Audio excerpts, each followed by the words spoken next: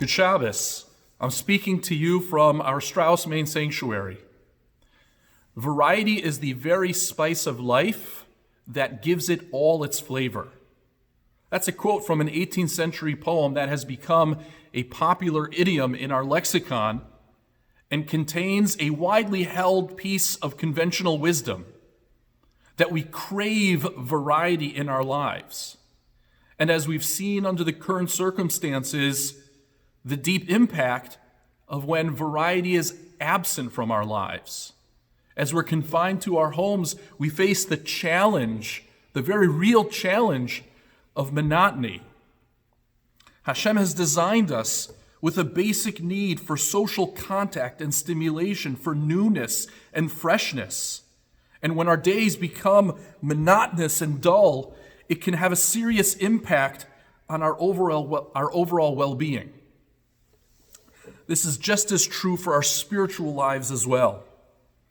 Aharon HaKohen is warned in the very beginning of our Torah reading this week, Al Yavo B'chol Eis El HaKodesh. Do not come at any time and approach the holy. Now that Hashem is present among Bnei Yisrael and residing in the Mishkan, Aharon must not become accustomed to approaching the innermost chamber where Hashem's presence is most manifest. Why? Why can't Aharon develop an intimacy with Hashem, a familiarity with being in His presence? The Navi Yechezkel teaches us why in a very clear and concrete example. In his vision of the Beis HaMikdash, Yechezkel describes Uvevo am haaretz lifnei Hashem b'moadim, when the Jewish people come on the holidays to the Beis HaMikdash, Haba derech shar tzafon lishtachavos yetzei derech shar negev, that anyone who comes in through the northernmost gate has to leave from a different gate, from the southern gate. And vice versa, Haba derech shar negev, yetzei derech shar tzafona, and if someone comes from the southern gate, they have to leave through the northern gate. Lo yashuv derech hashar asher bovo kinichecho yetzei. He should never leave out of the gate through which he came. He must leave through the opposite gate. And the message is clear, that the Navi is saying that people should not find that the walls and gates of the Beis HaMikdash become as familiar to them as the walls of their own home. Each time a person enters the Beis HaMikdash, it has to be a new or different experience in order to provide that stimulation and engagement. And Aharon has to represent that. And so it's rare that he enters into the innermost sanctum of the Beis HaMikdash. The Navi Yeshaya captures this in a stinging rebuke, which sounds so clear to us. Navi Yeshaya writes, Yan ki nigash ha'am hazeh b'fiv u'visvasav kibduni v'libo richak mimeni.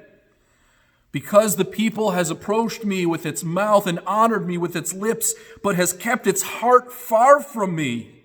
How? Vatihi yirasam osi mitzvas anoshim milumada. Its worship of me has been a commandment of men learned by rote. We have been forced out of our shuls. We have been wrenched from the monotony of showing up to shul and doing the same thing day in and day out. That very thing that the Navi Yeshaya was criticizing, that people come and go to shul having the exact same experience, doing things by rote. And on top of that challenge, we are faced with the struggle to navigate days secluded at home where it takes even greater effort to break that monotony, the monotony of everyday life. Our exile from shul and from its monotony can serve to wake us up and challenge us to develop new spiritual goals to break the everyday monotony of home life. Finding new opportunities to learn, whether with a chavrusa on the phone or online, starting a new class, davening with us online. These are all opportunities to reorient ourselves spiritually in order to re-imbue variety that is so critical to our spiritual existence and to our very daily living.